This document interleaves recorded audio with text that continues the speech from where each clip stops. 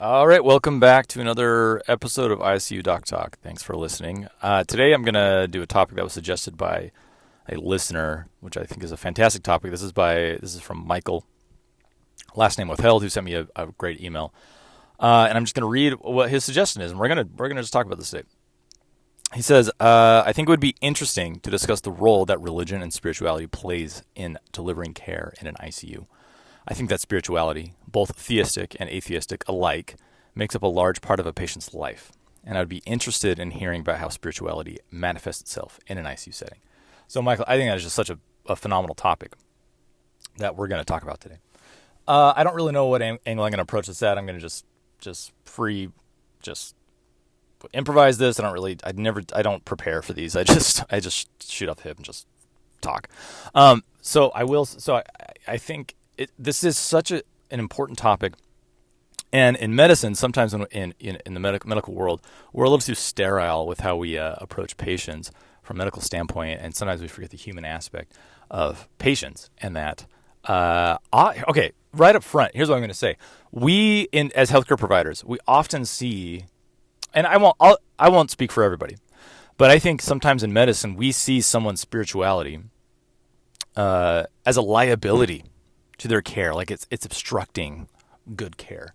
I think that is, I don't think that's across the board, but I do think that is sometimes an attitude, because it's like, oh well, Mrs. So-and-so's family won't let her die, let her pass away, because they think God is, etc., whatever it is.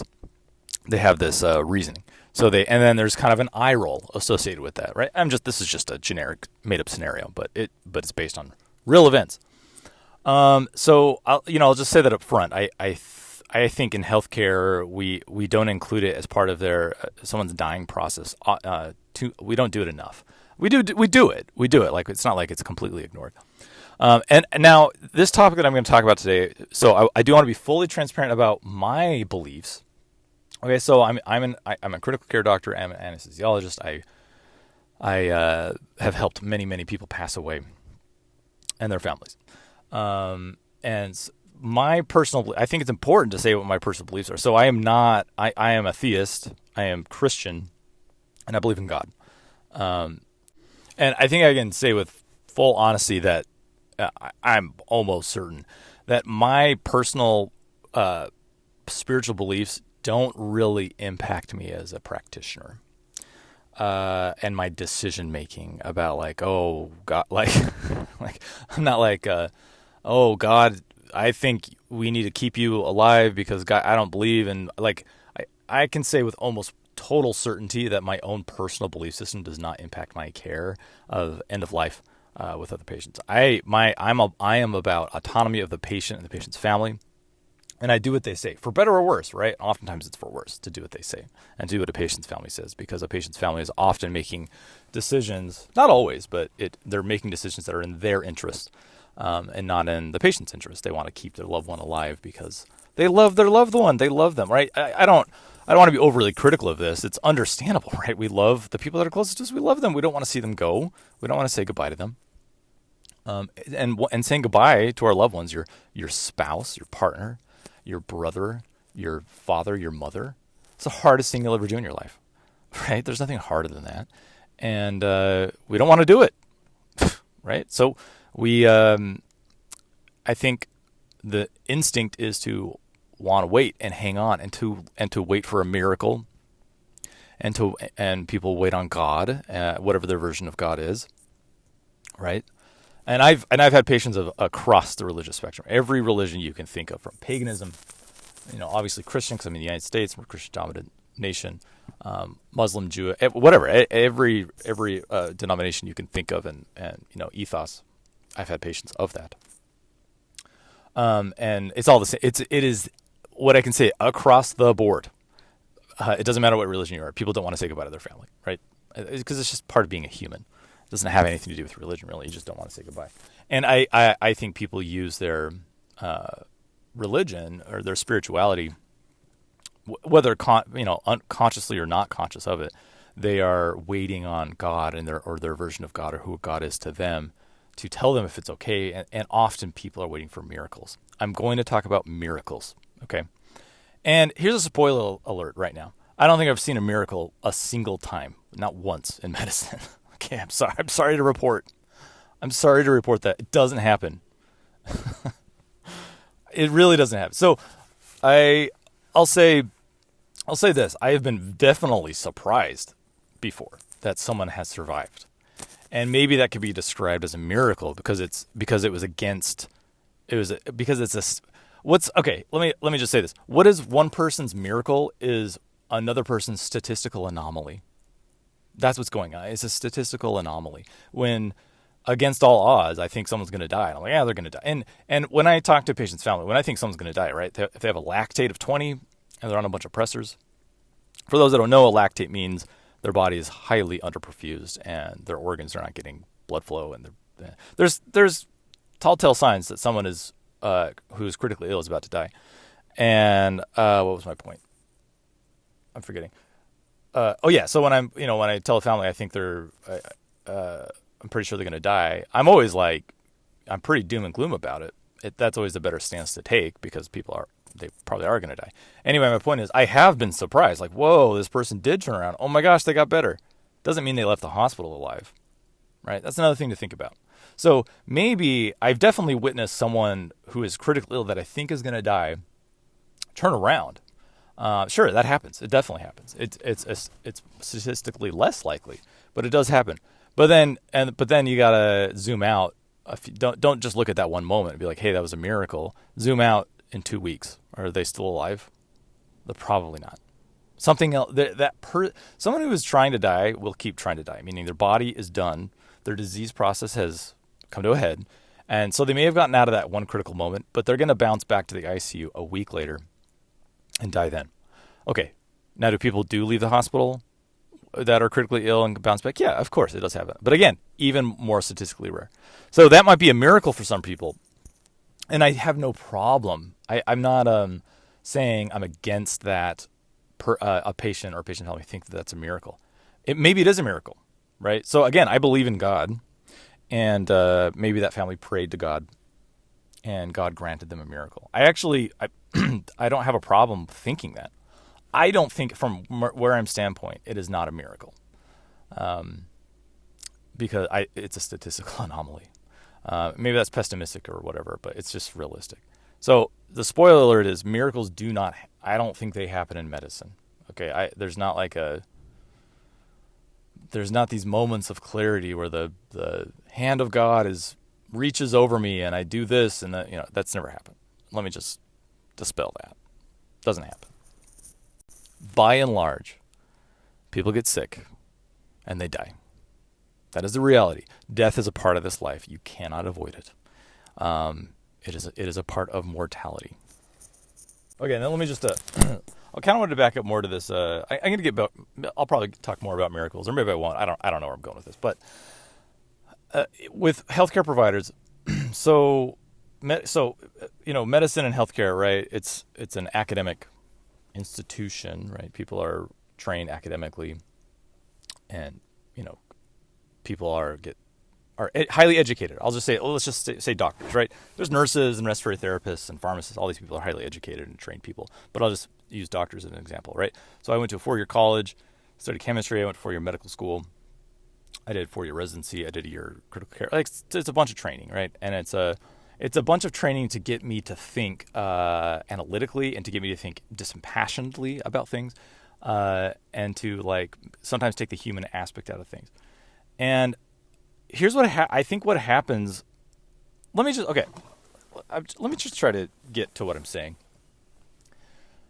Academics largely discount religion in American lives. I'm talking about America, but also globally, right? Christianity, and specifically in the United States, and religion play an enormous part in people's lives. And you see it in mainstream liberal-leaning media constantly discounting how important religion is to American lives. It is unbelievably important. And the left and liberal academia, I think, to their downfall. I mean, that's the wrong word. They completely discount how incredibly crucial people's spirituality and Christianity specifically in the United States, but other religions as well, is to Americans. And I think academics and left-leaning academics have an enormous blind spot to how important religion is. And I think you see it in medicine, and I think you see it in politics all the time. You see reports from left-leaning media sources that are like, oh, religion's on decline. Oh, it's going to be dead soon. Are you kidding me? No, it's not. Do you understand anything about Americans? It's laughable when people say that, oh, okay, so maybe attendance is down and that's what we're reporting on. Like, give me a break. Religion is alive and well in the United States, for better or worse, right? Religion has awful, awful influence, right? White Christian nationalism is a toxic influence in the United States. All right, I'm getting on a tangent here. I get a little sick of the liberal blind spot on how important, and not even addressing religion and God in people's lives. It's ridiculous. Like, people are religious creatures, by and large. Most people are religious creatures. I don't think that's inaccurate to say. Okay, anyway, let's talking about patients and patients' families that are religious. Now, I mean, there's a difference. There's religion, there's ethics, there's morals. All these things are related, obviously. And one of the points that I already made is that it doesn't matter what religion someone has or what religion they do not have, if they're non-denominational. Everybody wants to see their loved ones live longer. That goes without a doubt. So that influences people. People will, what I observe is people will use whatever religious principle it is that they have that will, they'll use a mechanic of the religion to then use that as a way to be like, well, we need to keep going because of X, or God doesn't want us to do this, or God, or we can't go to. A lot of this has to do with going to comfort care, right? So comfort care, if you're not familiar, is when you stop aggressive measures, you stop what you're doing, you stop the ventilator, you stop everything you're doing to support someone's life, and you let them pass away without the support. That's comfort care. Oftentimes we refer to that as withdrawal, or we try not to refer to it as withdrawal of care, but that's what people think of it as. I think it's better to think of it as you're stopping the things that are keeping them alive and you're letting them pass away naturally. And we call that comfort care, at least in the United States and at least at most hospitals. So a lot of people will use their religion, all right, or maybe I'll say their faith, because religion and faith are different. In fact, I should make that distinction, right? Religion is a human institution, okay? Every religion is a human institution. Faith is a personal thing, and faith means completely different things from person to person to person to person, right?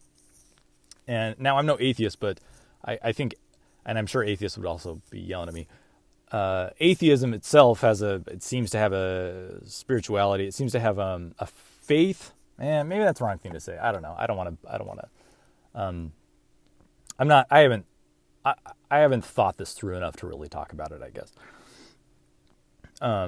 Anyway, let me backtrack. Let me backpedal out of that area, before I get a bunch of atheists emailing me, which is fine. You can email me. I don't care. What am I talking about? So people will use different components. Oh yeah. Okay. Sorry. I'm getting all mixed up. So there's religion, there's faith, there's doctrine, right? There's policy of a church. All these things are different. They're all related, but they're different. And people will use maybe different doctrines of their religion to make an excuse. Now I'm calling it an excuse, but they're not. It's not an excuse for them. It's a legitimate concern that they may have. And they're mixing it with their faith. And then guilt is wrapped up into all of this. Guilt and shame of being the decision maker to let their loved one go. People definitely feel like they're, often, not always, they definitely feel like they're killing their loved ones when we let them go to comfort care. And so they'll use different aspects of their religious doctrine, their dogma, to be like, God doesn't want them to die. Or our religion doesn't allow for us to do this because it needs to be in God's hands. Right.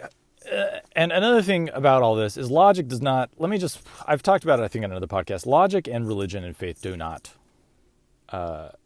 in harmony, right?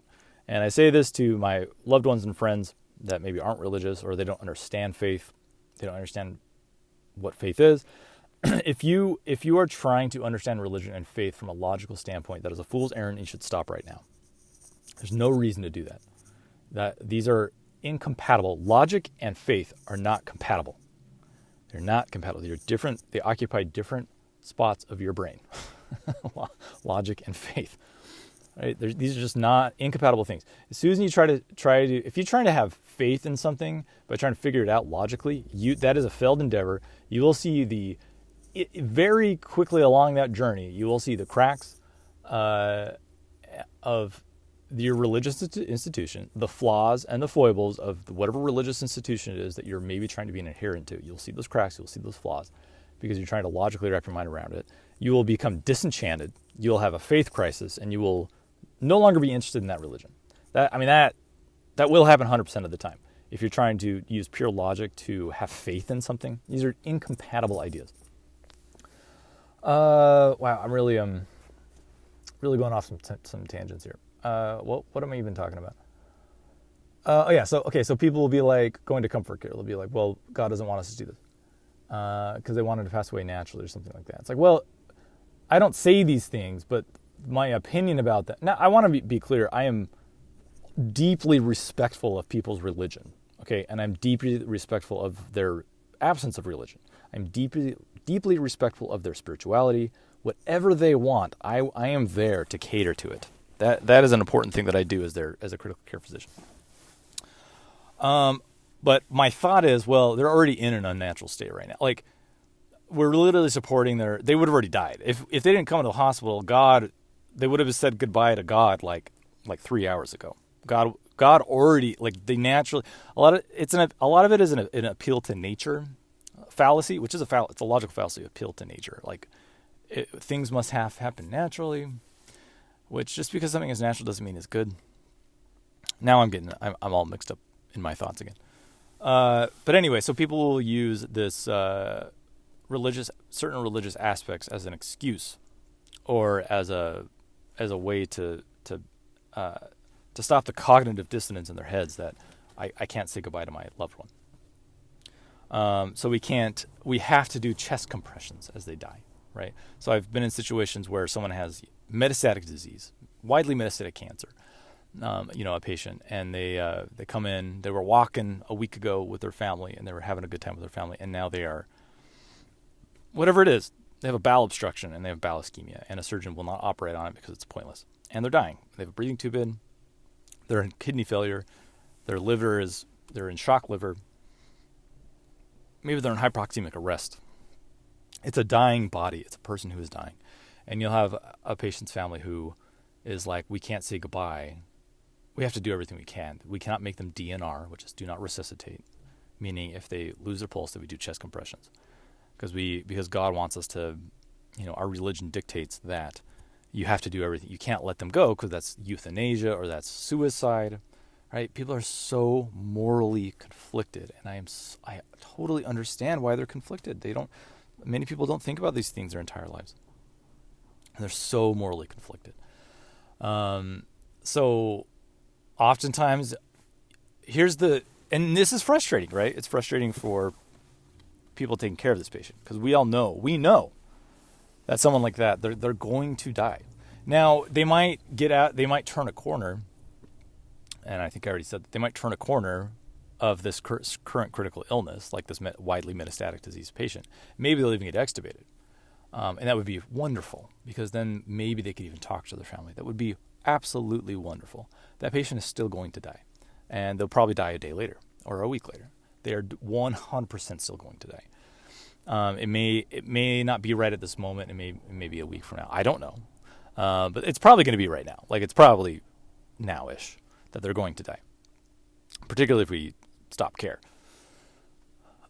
So this is frustrating for us because we know it's not the right thing for the patient. We believe it's not, right? I'm willing to be challenged on that, and I do get challenged on that. I sometimes get some physicians on TikTok that are critical that, I don't put someone, an 80-year-old on ECMO or something. That's another topic for another time. But, so you have these religious, I don't know what I'm saying.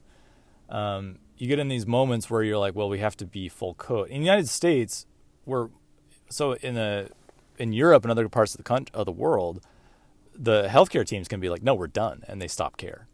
Now, I'm not saying that's better, but I know that's a system that's done elsewhere. And healthcare workers generally know when someone's going to die. So we'll get in a situation where we're doing chest compression. Someone codes, and we're doing chest compressions.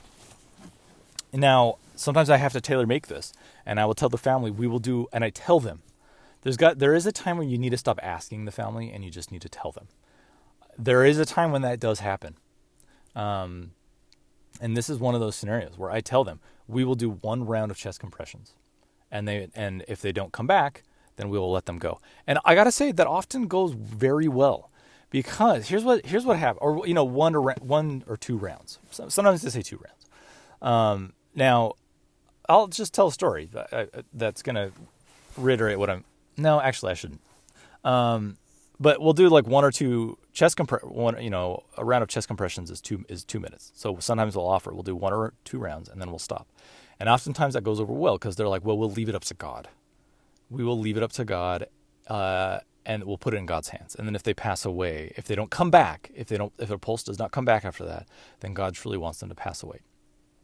And I don't have a problem. You kind of have to sometimes you have to do this a la carte, and end of life care for people that are, religious people that are thinking this way, right? Now, not all religious people are the same, right? And not all people of the same religion are the same. Every family is unique, and every situation is unique, and that's why you need to treat every situation as unique. There's no template. There is no template to end of life care. There's no template in your head to use. You have to get to know the family. You have to get to know their values and their belief systems, and you have to do what there may be some compromising going on with the healthcare team and the patient's family, and that's what you need. Now, the goals are that the patient should pass away without suffering. But part of that secondary goal is the patient should also have as little trauma, psychological trauma as possible as their loved one passes away. And a lot of this has to do with doing things in accordance with the religious beliefs. And I'm very, very happy. I'm not only happy, I want to oblige people with their religious beliefs. Now, if that includes being involved with a prayer with them, I absolutely will, right? I delight in that. That's not. I will do anything for a patient. My only rule is I will do it if it's equal to another patient. Like if another patient family wanted me to ask to do the same thing, I would do that same thing. Like participate in a spiritual or religious activity, I would do that. I would do that for any patient at any time, and have. Okay, I'm getting a little lost here, so I think I'll skip. I think I'll just move on from the topic, because I don't think I'm really articulating myself. But so I will say it is common that a patient's family's religion obstructs a patient from passing away in a timely and peaceful manner. I am sad to report that, but I do think that's true. That it is more common. Now, I don't have statistics. This is my own anecdotal experience, but it is more common. And I'm saying this as a religious person, right? I've said it. I'm a person of faith. I believe, on average, it is someone's religion and their religious beliefs that actually obstructs a patient's family from letting them go, and for them passing away as peacefully as possible, unfortunately. Because I think people they don't want to let go. A lot of this has to do with fear of death. Americans, and I mostly can just speak for Americans because I've mostly lived in America, most of my life in America. Americans, and probably most people, are afraid of death, which I understand. Death is scary. They're afraid of death. They're afraid of dying, and they're afraid of their loved ones dying. Americans often do not talk about death. They don't talk about their demise. They don't talk about their loved ones' demise. And they're terrified of letting go of their loved ones. Right? So a lot of this has to do with just fear of death. And I don't know how to, I can't work through everybody's fear of death in this moment at the end of the lives of their loved one. So there must be a compromise made. So what about my own, so as a practitioner, as a clinician, what about my own, so I'm a person of faith. How does it impact me? So as I said, I don't really think miracles happen in medicine. Maybe they do. Maybe I'm too deep in it and I can't see the miracles. Maybe the miracles is modern medicine. Right? The fact that we're even having this discussion about your loved one who's still alive right now is a miracle. By means of modern medicine. Which, by the way, I always see this. So it's a lot of people make fun of religion, right?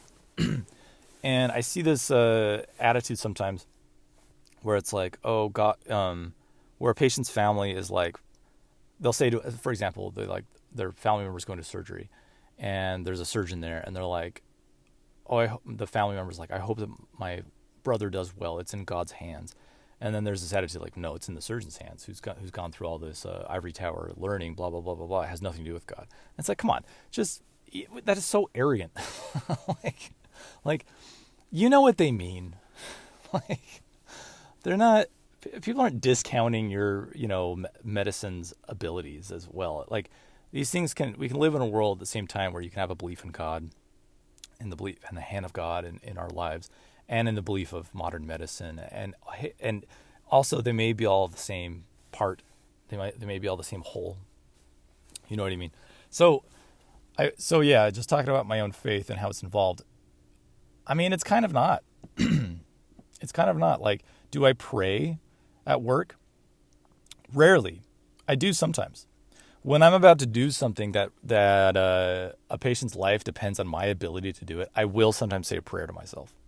A brief prayer, be like, please just, oh my gosh, help me do this thing for this. I do. That's kind of the only time I do say a prayer. And it's not that often. But when I participate in prayers with families, I am sincere, like in my heart, in my bosom.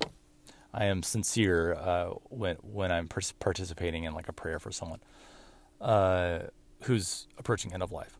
Now, do I pray if someone's going to like pass away, if I'm trying to save someone, like, oh, please save them? No, absolutely not. I do not. Right? Because one of my things, if I had to boil down my beliefs for anyone that cares, I believe in three things. Fundamentally, I believe in eternity. I believe in compassion, and I believe in free will. I think those are three basic fundamental things of the universe that I believe exist: compassion, eternity, and free will. I think all things are, and there is no end.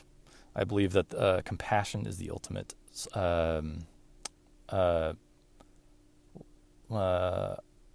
I just believe compassion is the ultimate. Ultimately pervades the universe, and I believe we have choice. Why do I believe those things? Who cares? This is faith, right? It doesn't matter. It's not logic. I just believe these are just things I believe about the universe. Anyway, I don't pray for someone to come back or to save someone, right? Because as of someone who believes in God, I also don't believe in trying to get God to do what I want. Right? That's not faith. When someone's praying that way or using faith in that way, that I think that's not. I don't think that's appropriate. I just don't think that's not how I do. It's not what I do. So I think death, just to reiterate, going back to it, death happens, and you're going to die, and mortality, dying is a part of mortality, and you cannot halt that. You cannot stop that. But having said all these things, I do believe in God, and I do have faith in a compassionate person that is there and pervades the universe. In ways that I don't think we understand, and I think the universe is complex and compassionate in ways that we don't even begin to understand. Those are my own personal beliefs, but honestly, my faith does not impact my judgment as a clinician. I do not think that. Maybe it does, and I'm just not aware, but I don't think it does. I think to boil it down, this rambling discussion I've had is faith and religion of patients should be respected. And decisions about end-of-life care should be made with respect of their decision, and without mocking them with other staff members, in the back room. No mockery should be happening. And oftentimes this involves some sort of compromise with their end-of-life care. in the United States. Again, in other countries, sometimes they can just be like, no. Now, I will say no to things.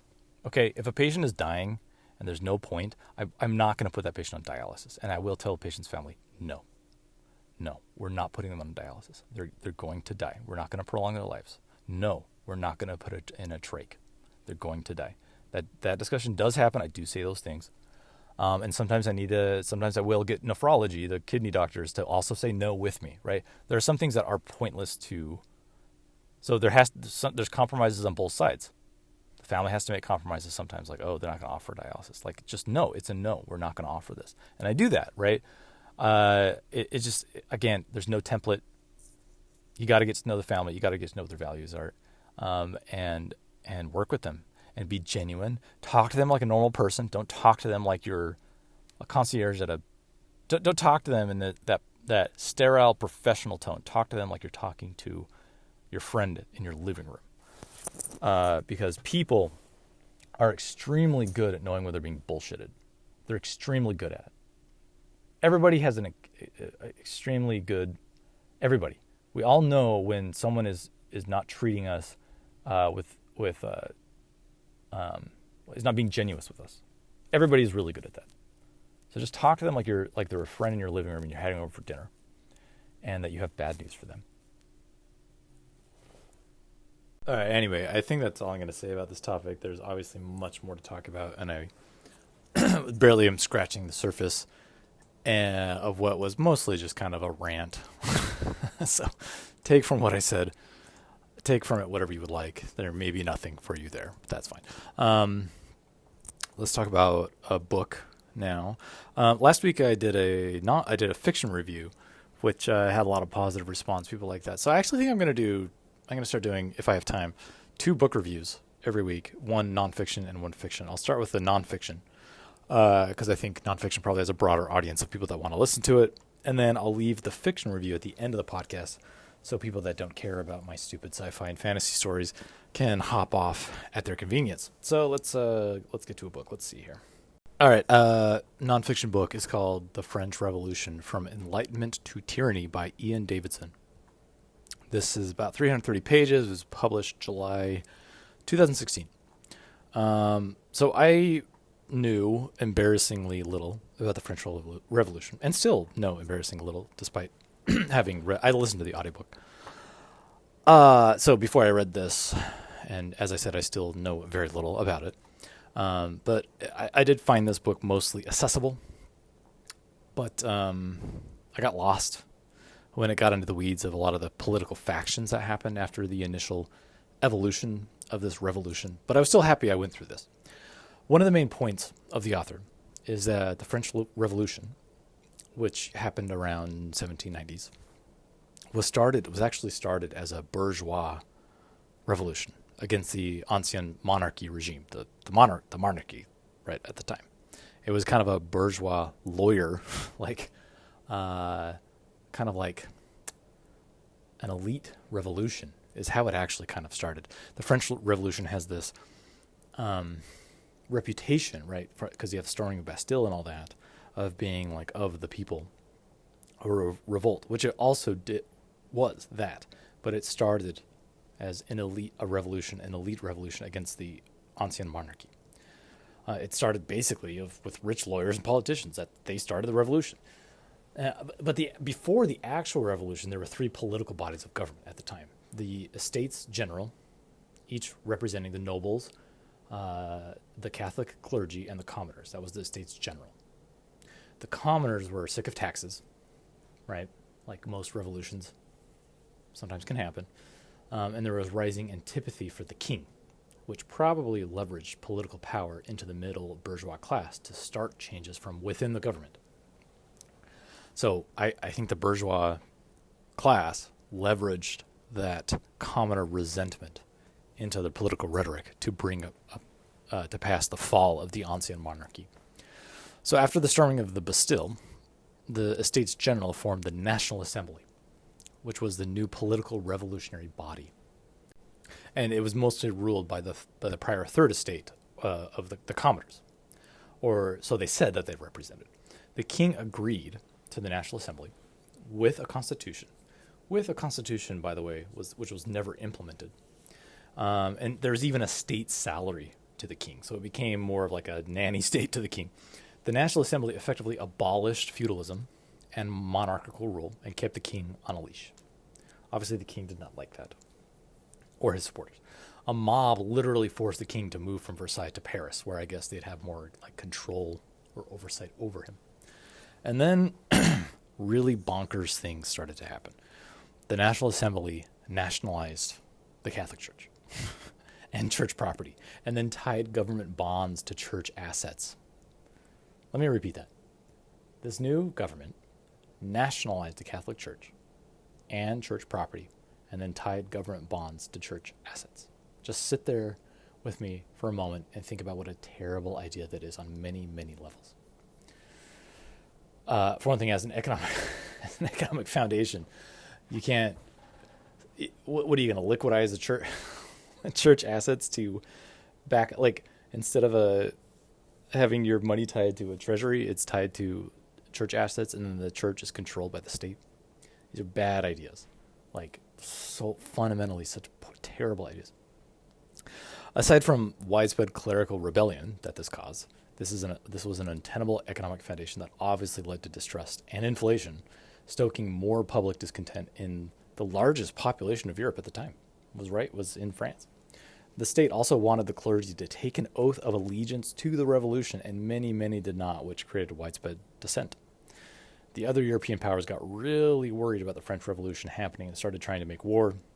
So not only were there the French Revolutionary Wars, they sparked, but there was the French Civil War, which was happening during this time as well.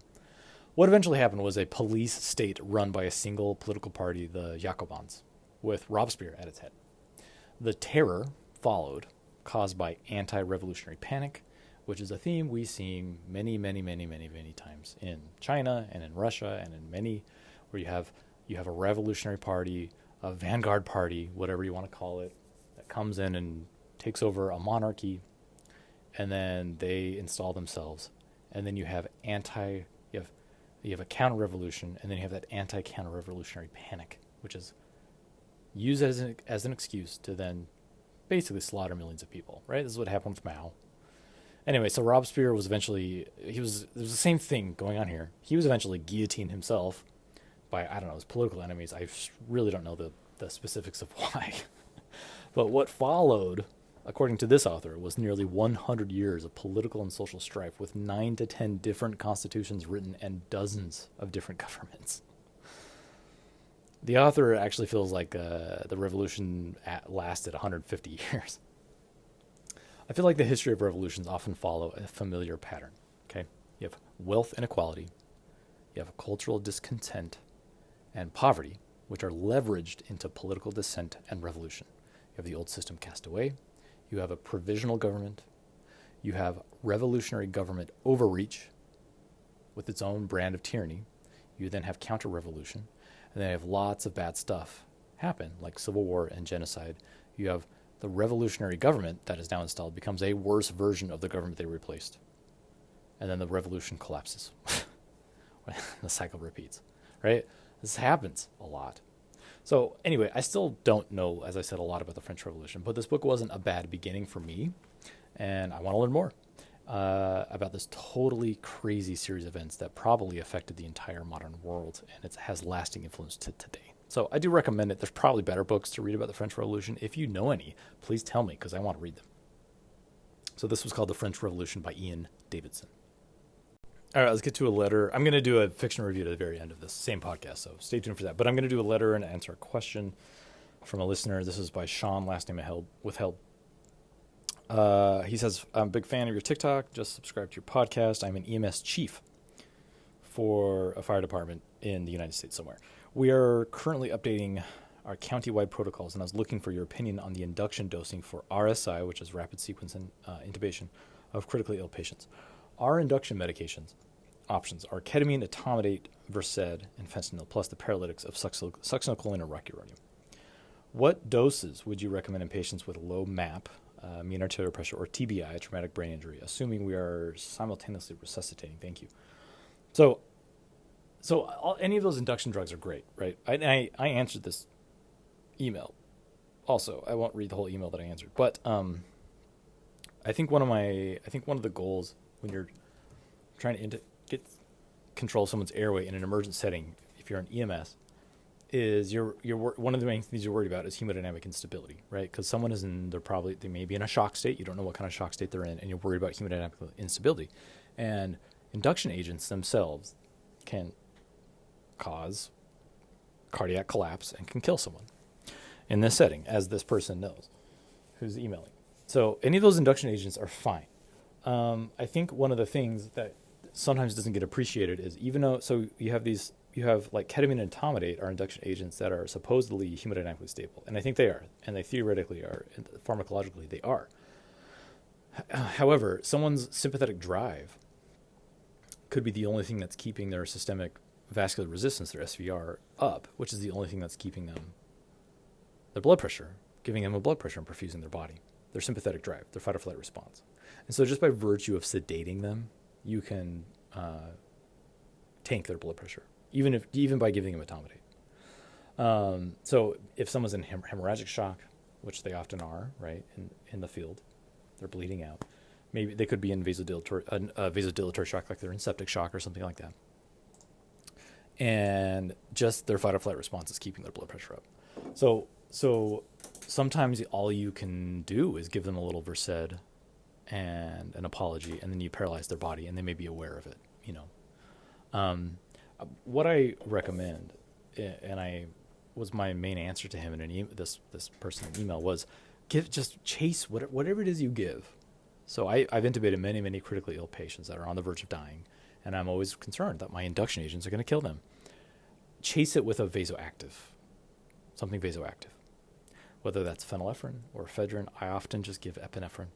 I will give 10 mics of epinephrine. I have it in my pocket, and I just chase it with it.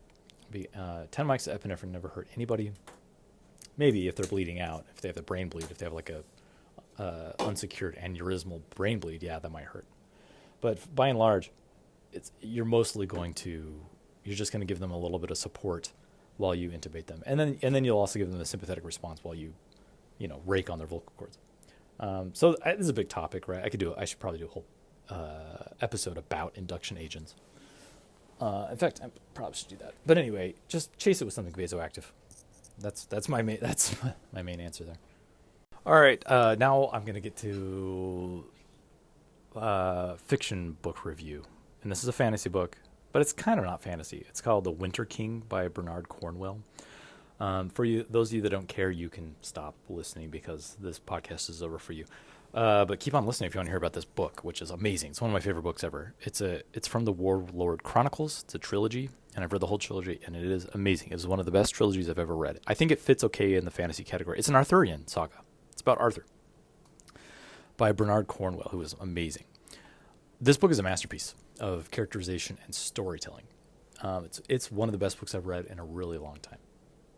You should read it immediately. That's all I have to say.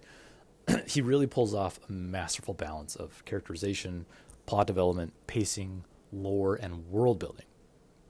The author achieves that coveted perfect balance of a story that is both driven by plot and characterization, culminating in a breathtaking resolution. The Winter King is told from a first-person perspective by an orphan raised within Merlin's estate.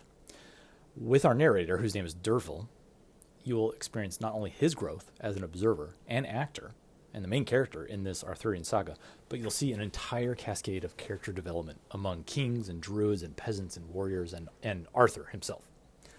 There is like a beauty and sadness and growth that follows all of these characters, along with the growth of medieval Britain itself. You'll learn to love and cherish Dervil, not only as a narrator, but a man who grows through misery and loss and love and worship and war and all these awesome, just juicy things. You'll come away loving the main character like he's a real person and not just a character on the page. The characterization of Arthur is really something special.